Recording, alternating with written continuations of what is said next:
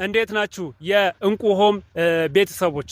አሁን የምንገኘው በመሃል ካሳንቺስ ትልቁ ኮምፓውንዳችን ላይ ነው። እንደሚታወቀው ይሄ ሳይታችን ከ3 ወር በፊት ምንም አይነት የግንባታ ሁኔታዎች እየተካሄደበት አልነበረም። በአጭር ጊዜ በ3 ወር ውስጥ እንደምታዩት የቁፋሮ ስራዎች አጠናቅቀን የፋውንዴሽን ስራዎች እየሰራን እንገኛለን። ታዲያ እዚህኛው ሳይት የተለያየ ካሬ መጠን ያላቸው አፓርትመንቶች ሽያጭ ላይ እንገኛለን። ከባለ አንድ መኝታዎች ብንጀምር ከ45 ካሬ፣ 55 ካሬ፣ 60 ካሬ እነዚህ ባለ አንድ መኝታዎች ናቸው። 80 ካሬ ባለ 2 መኝታ ተጨማሪ ሰራተኛ ክፍል ያላቸው ናቸው።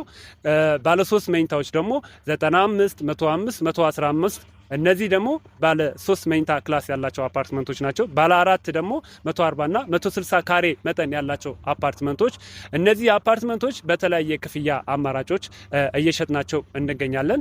ታዲያ ደንበኞቻችን እንደየ ካፒታላቸው እንደየ አቅማቸው የተለያየ የአከፋፈል አማራጮች አዘጋጅተናል።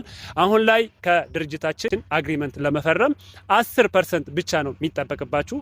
10% ከፍላችሁ የምትፈልጉትን አፓርትመንት ሎኬሽኑ ስንተኛ ፍሎር ነው የሚለው የትኛ ቢልዲንግ ላይ የሚለው አሁን ላይ መርጣችሁ በ10% ሪዘርቭ ማድረግ እንችላለን። ከዛ በተጨማሪ ደግሞ ከቅድመ ክፍያ አስበልጠው የሚከፍሉ ደንበኞቻችን እንደየ አከፋፈላቸው ከ8% ጀምሮ እስከ 25% የተለያዩ የቅናሽ አማራጮች አዘጋጅተናል።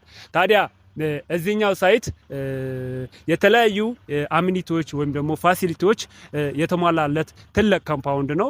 ታዲያ ይሄኛው ሳይት አጠቃላይ የስፋቱ ብናይ ወደ 226000 ካሬ ሜትር ወይም ደግሞ 22.6 ሄክታር ያረፈ ሳይታችን ነው። ታዲያ እዚህኛው ሳይታችን ላይ ሙሉ ግንባታ አናካሄድበትም።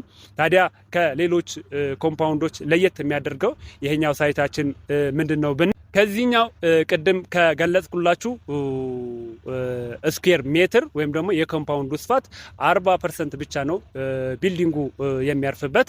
የቀረው 60% የመንገድ አማራጮች፣ የተለያዩ አክቲቪቲዎች የሚካሄድባቸው ነው የሚሆነው። አሁን ለምሳሌ ፉትሳል፣ የልጆች መጫወቻ፣ ሪክሬሽን ሴንተሮች የሚሰሩበት ይሆናል። ከጠቅላላ 60% የኮምፓውንዱ 60% ማለት ነው። ታዲያ እዚህኛው ሳይታችን እንግዲህ መሃል ካሳንቺስ ነው የሚገኘው። መሃል ካሳንቺስ ስትገዙ የተለያየ የኢንቨስትመንት አማራጮች ታገኛላችሁ። እነሱ ምንድናቸው? አንደኛ የተለያዩ ኢንተርናሽናል ሆቴሎች፣ ኢንተርናሽናል ተቋማት ያሉበት ኤሪያ ስለሆነ የፕሮፐርቲው ኢንቨስት የምታደርጉት ሪተርን ቫልዩ በጣም ከፍተኛ ይሆናል። ሌሎች የፕሮፐርቲ ቫልዩ ከፍተኛ ይሆናል። አሊያም ወደ በኋላ እንሽጠው ብትሉ የፕሮፐርቲ ቫልዩ እንግዲህ ከፍተኛ ነው የሚሆነው። እዚህኛው ሳይት እንግዲህ የተለያዩ እንደነገርኳችሁ የተለያዩ አማራጮች አሉ። እነዚህ አማራጮች ዲቴይሉ ለማግኘት ከስር ስልክ ቁጥሮች እናስቀምጣለን። እንግዲህ እዛ ላይ የምናስቀምጣቸው ስልክ ቁጥሮች ወስዳችሁ መረጃዎች መውሰድ ትችላላችሁ። እናመሰግናለን። ላይክ እና ሳብስክራይብ ማድረጋችሁ እንዳትረሱ።